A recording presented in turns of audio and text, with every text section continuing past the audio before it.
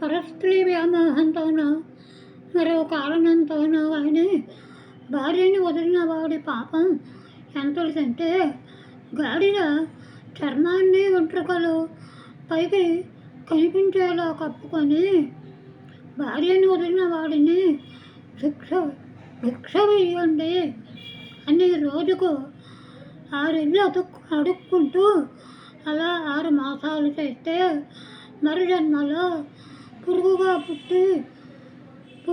పుట్టే గతి ఈ జన్మలో అంతకన్నా హీనంగా బ్రతికే కర్మ తప్పుతుందని శాస్త్ర సారాంశము.